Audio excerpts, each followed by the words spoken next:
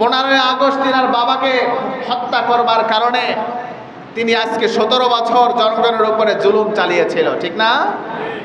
আজকে সে কোথায়? আজকে তার পতন হয়েছে। তার পতনের পরে আপনারাও যারা মাথা উঁচু করে দাঁড়িয়েছেন, আজকে নব্য ফিরাউনে আপনারা অধিষ্ঠিত হয়েছেন, মনে রাখবেন আপনিও চিরদিন এরকম দাঁড়িয়ে থাকতে পারবেন না। জুলুমবাজ কখনো চিরস্থায়ী হয় না, কথা বলেন ঠিক না? জুলুমবাজদের পতন অনিবার্য। যারাই অহংকার করবে, যারাই অন্যায়ভাবে জুলুম করবে, তাদের পতন হবেই হবে, এর মধ্যে কোনো সন্দেহ নাই। কথা বলেন মুহতারাম হাজিরিন, এর মধ্যে কোনো সন্দেহ নাই। যারা জুলুম করেছে ইতিহাস খুলে দেখুন, ইতিহাসের 5টা পৃষ্ঠা খুলে দেখুন, যারাই সাধারণ মানুষের উপরে জুলুম করেছে তাদের পতন বড় নোংরাভাবে হয়েছে, এর মধ্যে কোনো সন্দেহ নাই। কাজেই আজকেও যারা নব্য ফিরাউনের মতো অধিষ্ঠিত হয়েছেন, ভালো হয়ে যান, ইতিহাস আপনাদেরকে ক্ষমা করবে না। আপনাদেরকেও সামনে এরকম ভয়াবহ পরিস্থিতির শিকার হতে হবে।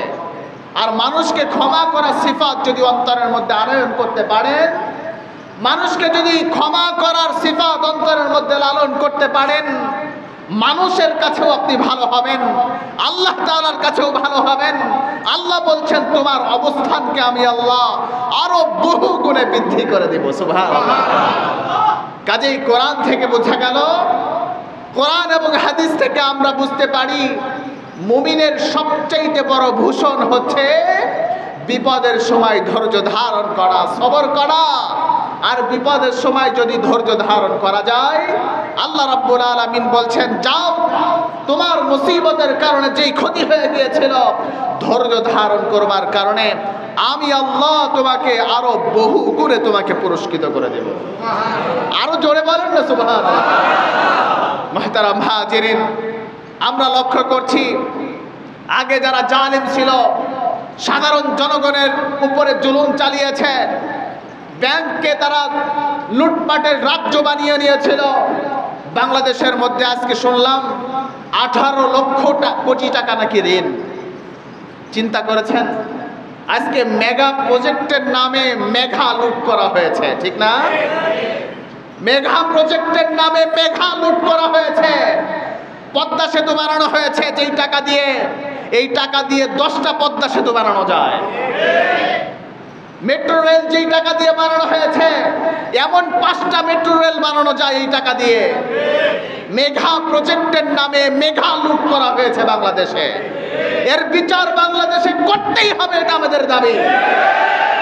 মুহতারাম হাজিরিন, কেন্দ্রীয় মসজিদ যেহেতু মিডিয়া এবং গোয়েন্দা সংস্থার মাধ্যমে জানান দিতে চাই, আজকে বাংলাদেশের মধ্যে যারা নব্য ফিরাউনে অধিষ্ঠিত হয়েছে, আজকে আওয়ামী ফ্যাসিস্টের আমলে যারা বাজার সিন্ডিকেট ধরে রেখেছিল, বিভিন্ন জায়গায় চাঁদাবাজি করেছিল, আজকে কিছু সংখ্যক মানুষ সে সমস্ত জায়গাকে দখল করে নিয়েছে, ঠিক না?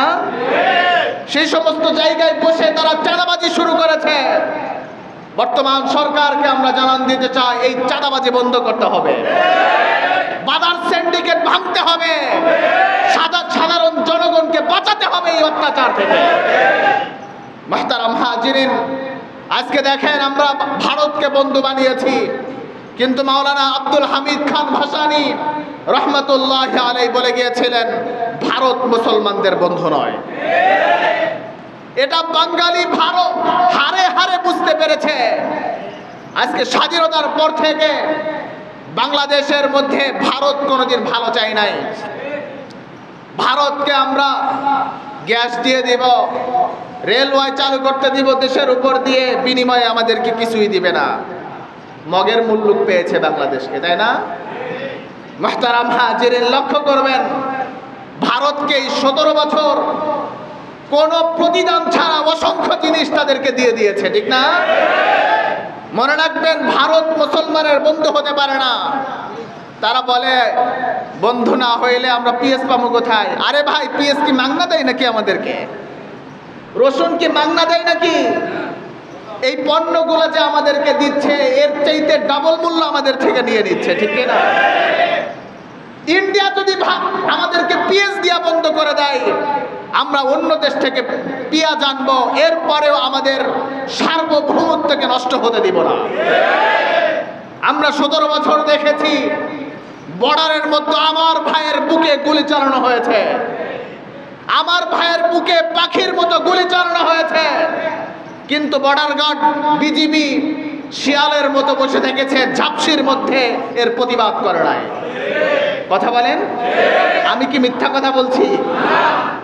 বিজিবি শিয়ালের মতো ঝাপসির মধ্যে বসে থেকেছে, দেখেও না দেখার ভান করেছিল, আমাদের সার্বভৌমত্বকে নষ্ট করেছিল এই স্বৈরাচার খুনি হাসিনা সরকার। মেহতারাম হাজিরিন, কাজেই ভারতকে আমরা এত কিছু দিয়েছি, তারা বলে আমরা তোমাদেরকে পিএস দিয়া বন্ধ করে দেব। পিএস যদি না দাও সমস্যা নাই, পিএস আমরা অন্য দেশ থেকে আনবো, পিএস আমরা চায়না থেকে আনবো, পিএস আমরা তুরস্ক থেকে আনবো, তোমাদের মালাউনের পেঁয়াজ আমাদের দরকার নাই। মুহতারাম হাজিরিন, লক্ষ্য করবেন, তিস্তার পানি যখন খরার মৌসুম থাকে, যখন শুষ্ক মৌসুম থাকে বাংলাদেশের মধ্যে, যখন আমাদের কৃষক ভাইদের পানির প্রয়োজন হয়, এই মালাউন হিন্দুত্ববাদ ভারত সরকার আমাদেরকে পানি দেয় না, আমাদেরকে খরাই মারে, পানির প্রয়োজন হইলে পানি দেয় না, সুইচ গেট বন্ধ করে রেখে দেয়, আমাদের দেশের নদীগুলোকে শুকিয়ে খারখার হয়ে যায়।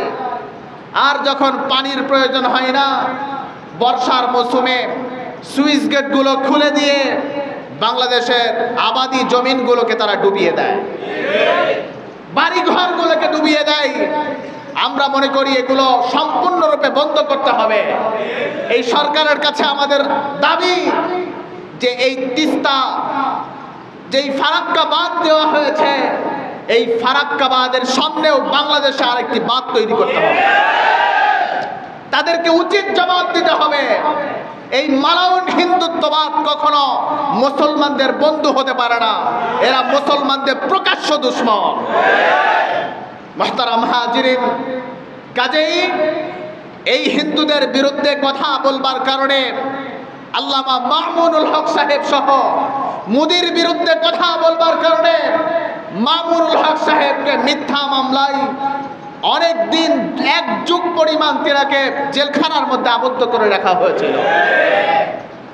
এরপরে মাদানী, আল্লামা জুনায়েদ বাবুনগরী সহ অসংখ্য উলামায়ে ইকরামদেরকে আয়না ঘর সহ দেশে যে সমস্ত টর্চার সেল তৈরি করা হয়েছিল, সে সমস্ত জায়গায় তাদেরকে গ্রেফতার করে অত্যাচার নিপীড়ন করা হয়েছিল। আমরা এই সুষ্ঠু তদন্তের মাধ্যমে এর বিচার চাই।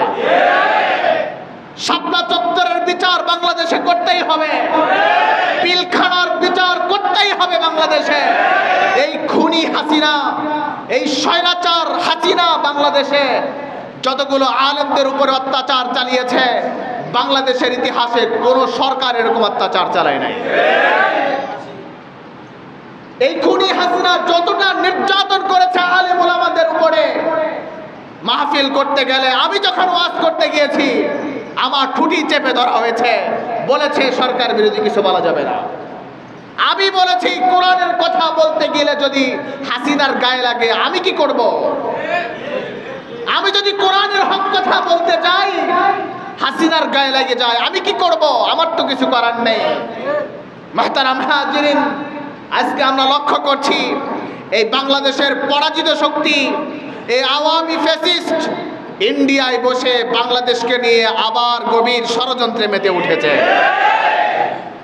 একবার তারা আনসার নিয়ে ময়দানে নামে, আবার দেখা যায় রিকশাওয়ালাদেরকে নিয়ে ময়দানে নামে। বাংলাদেশের জনগণ তোমাদের এই ষড়যন্ত্র বাস্তবায়িত হতে দিবে না। বাংলাদেশের জনগণের শরীরে 1 ফোঁটা রক্ত থাকতে এই খুনি হাসিনাকে বাংলাদেশে আর আসতে দেওয়া হবে না। আওয়ামী ফ্যাসিস্টকে বাংলাদেশের ক্ষমতায় আর বসতে দেওয়া হবে না। মুহতারাম হাজিরিন, ইতিহাস থেকে শিক্ষা নিন।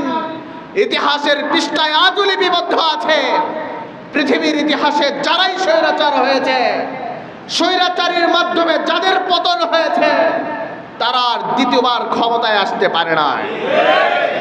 ইতিহাস সাক্ষী, তারা আর কোনোদিন ক্ষমতায় আসতে পারে নাই। কাজেই হাসিনা, তুমি যতই ষড়যন্ত্র করো কোনো লাভ হবে না। কথা বলেন, কোনো লাভ হবে না। বাংলাদেশের জনগণ তোমার বিরুদ্ধে যুদ্ধ ঘোষণা করবে। মুহতারাম হাজিরিন, যাই হোক, উলামা একরামদের অন্তরে অনেক ক্ষোভ। সে অনেক কষ্ট দিয়েছে আলেম উলামাদেরকে, অনেক কষ্ট দিয়েছে উলামা একরামদেরকে। ময়দানে সত্য কথা, কোরআনের কথা পর্যন্ত বলতে দেয় নাই। আজকে এই আওয়ামী ফ্যাসিস্টের সময় যখন গানের মঞ্চের জন্য অনুমতি চাইতে যাইতো, অনুমতি তো দিত, বড় আরো বড় বাজেট করে দিত তাদের নামে, ঠিক কিনা? আরো মোটা অঙ্কের বাজেট দিত তাদের জন্য সরকারের পক্ষ থেকে। কিন্তু একটা তাফসিরুল কোরআন মাহফিল করতে গেলে হাসিনার অনুমতি লাগতো, ঠিক না? আরো কত অজুহাত 144 জারি করত তাফসিরুল কোরআন মাহফিলের ব্যাপারে। এরপরেও জুলুম আর অত্যাচার চালিয়েও বাংলাদেশের উলামা একরামদেরকে হাসিনা দবায় রাখতে পারে না। মুহতারাম হাজিরিন, কাজেই বলতে চেয়েছিলাম, স্বৈরাচার হাসিনা যেরকম জুলুম করেছে, অত্যাচার করেছে, আপনারাও জালিম হবেন না। কারণ জালিমকে ইতিহাস কোনোদিন তাদেরকে ক্ষমা করে না। যারা জালিম, এদেরকে ইতিহাস কোনোদিন ক্ষমা করে নাই, করবেও না। আজকে আপনি একটু শক্তি পেয়েছেন, হাসিনার পতন হয়েছে বলে ভেবে নিয়েন না এই শক্তি চিরদিন থাকবে। নিরপরাধ একজন মানুষের নামে মামলা দিয়ে দিচ্ছেন, কোনো দোষ নাই, কোনো অপরাধ নাই, তার নামে আপনি মামলা দিয়ে দিচ্ছেন, হয়রানিমূলক মামলা। ব্যবসার জন্য যে কোনো মাধ্যমে হয়রানিমূলক মামলা দিয়ে দিচ্ছেন। মনে রাখবেন, এই জুলুমের অবসান অবশ্যই ঘটবে, এর মধ্যে কোনো সন্দেহ নাই। মুহতারাম হাজিরিন, যাই হোক, আজকে আমার আলোচনার মূল বিষয় ছিল মানুষকে ক্ষমা করতে শিখা। এটা একজন মুসলমানের সবচাইতে বড় ভূষণ, সবচাইতে বড় গুণ হচ্ছে মানুষকে ক্ষমা করতে দেওয়া আর বিপদ ও মুসিবতের সময় ধৈর্য ধারণ করা। আল্লাহ রাব্বুল আলামিন আমাদের সবাইকে বিপদ ও মুসিবতের সময় ধৈর্য ধারণ করার তৌফিক দান করুক বলি আমিন। যারা সুন্নাত পড়েন না